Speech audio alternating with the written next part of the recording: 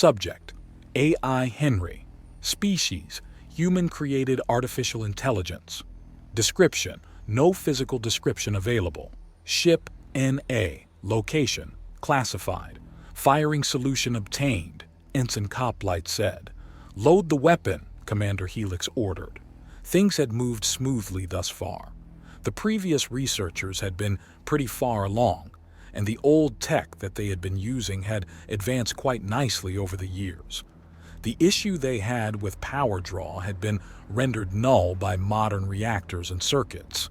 The problem with reloading speeds had been solved by current auto-loading tech. Nearly every issue they had run into was able to be solved by using modern parts and manufacturing. The prototype of the Ultramac had turned out to be a bust, though. We quickly found that it would be faster and easier to build a new prototype than it would be to update the old one, so that's the route we went with. The biggest issue that I thought we'd have was the approval of the A1 weapon integration, but Omega had been right. The Directorate had approved it almost instantly.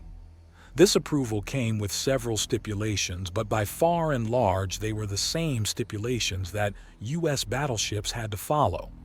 The only difference was the addition of a kill switch to the A1 package that could be triggered if the enemy managed to dodge the shot somehow. If the captain of the USSS Nighthawk, or whatever ship we end up building to hold this thing, follows all of the other rules of engagement, then the kill switch won't ever have to be used. Weapon loaded, Coplight said. Roger that. Charge it up, Helix replied. I kept a close eye on the status of the weapon as it charged. The A1 package contained within the slug didn't give off any errors, which means the EM hardening had done its job. A bit overcautious, but a lot of things can go wrong with nuclear nanites, and we weren't taking any undue chances. The A1 package, better known as the Nanuke, is one of the deadliest weapons of mass destruction that has ever been created, second only to the Viare Nastra, the Starkiller. Like the A3 nanobomb, the A1 contains a payload of nanomachines. The primary difference between the two is that the A1's nanites work together to create extremely powerful nuclear blasts. These blasts are often far more powerful than even the A4 Nova Bomba. A rudimentary virtual intelligence guides the nanite distribution, but it does so on the fly. Due to this, the best term to describe the distribution pattern is random. It is an exceedingly dangerous weapon and is more than capable of biting the hand that fires it, as was evidenced by the inadvertent creation of the nanite plague during its development. It hadn't even destroyed the intended target during that incident. Our target now, however, is a lonely planet that is far enough away from anything to avoid the obvious consequences of this test. The Ultramac had been attached to a quick-build station that was just big enough to counter its momentum. The station had been constructed to be as similar to the spinal mount of the USSS Nidhogg as was possible, and rigged for complete remote control.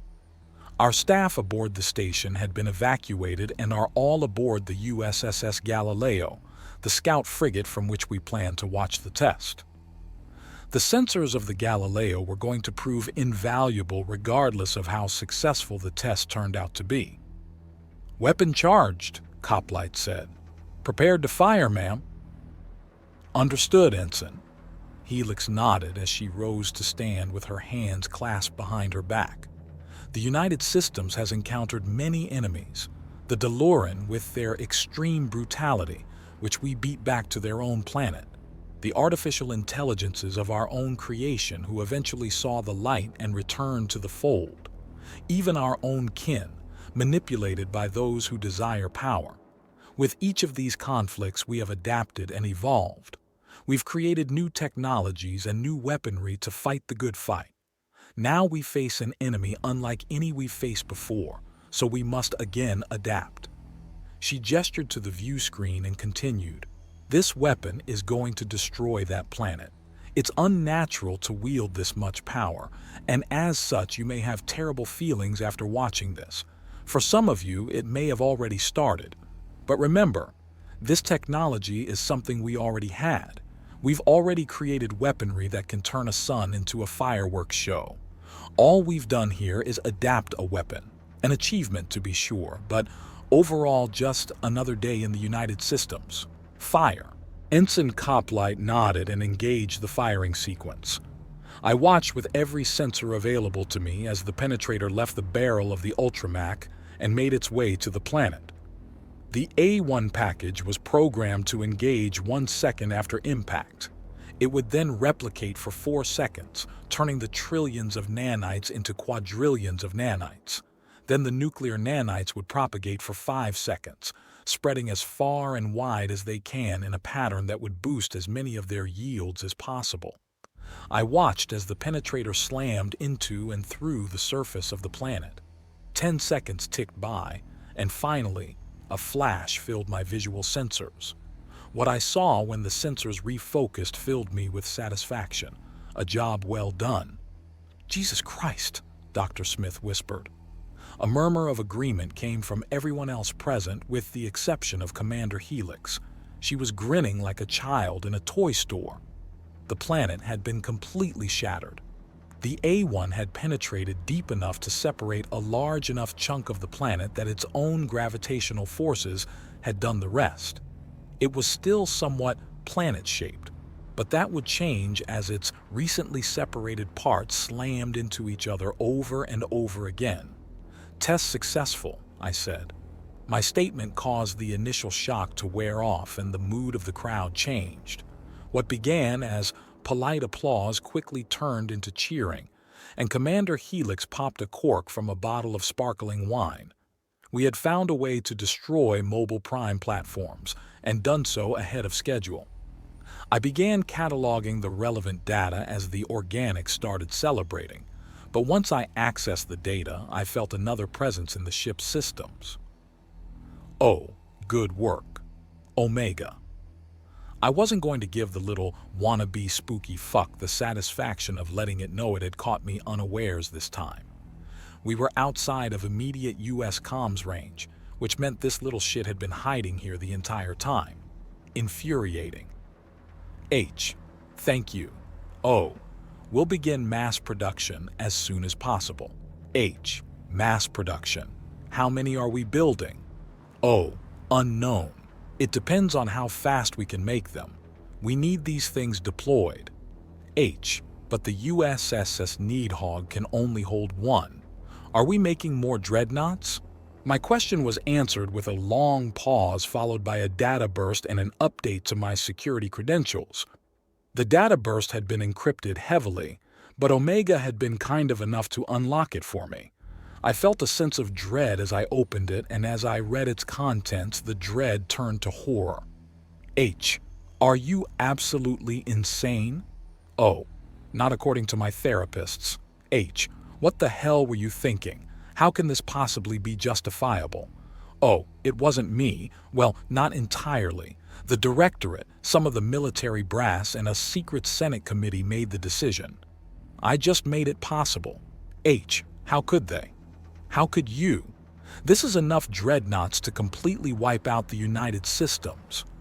Oh, the United Systems, the Republic, and even the Omni-Union, in under an hour. Though the damage to the galaxy would ensure low odds of anything else surviving. H, why? Oh, a backup plan in case the USCS Nidhogg ended up destroyed by some hostile xenocidal entity, and now it's going to be our saving grace. My entire perspective had been flipped. The United Systems had commissioned 90 dreadnoughts, built them in secret, and were secretly maintaining them just in case. 90 star-killing ships were just sitting in space guarded by VI. Ridiculous. Unacceptable. H, I'd like to tender my resignation. Oh, you're under contract. Plus, even if you are allowed to resign, I wouldn't allow you to continue working on our little project. H, fuck you. How dare you bring that up now? Like ensuring you're less dangerous is some sort of carrot tied to the end of a stick. Oh, that's not what I meant, Henry. You have work you want to accomplish, and you can't do that if you resign. H, I could go work for the Republic. At least I am blissfully ignorant of whether or not they're planning on destroying the galaxy. Oh, we're not planning on destroying the galaxy. The Dreadnought Reserve is a worst-case scenario that shouldn't even be a surprise at this point. Also, the Republic wouldn't hire you. They'd be afraid of reprisal from the United Systems if they did. Every word of Omega's last sentence filled me with rage and sorrow. Looking back at everything that had happened in the history of United Systems, he was right. It shouldn't be a surprise that they would have a backup plan like this. Mutually assured destruction is rampant in human and Alamari history. Both species had nearly destroyed themselves with it as well. The rage cooled into a depression, and I suddenly felt fed up with the conversation. I tried to terminate it, but Omega wasn't done. Oh, needless to say, this is top secret information. Probably more secret than anything you've ever been exposed to in the past. It is a secret that you will take to your grave. AI don't get to have graves, Omega. And how are you going to keep it a secret if we start using the ships from the reserve? Oh, they need to be refitted anyway, so I'll have an automated station dismantle them, stash the Villarinastra weapons, and ship the parts to a manned station where they'll be reassembled with the Ultramax. The pace should match the rate at which the Ultramax will be completed.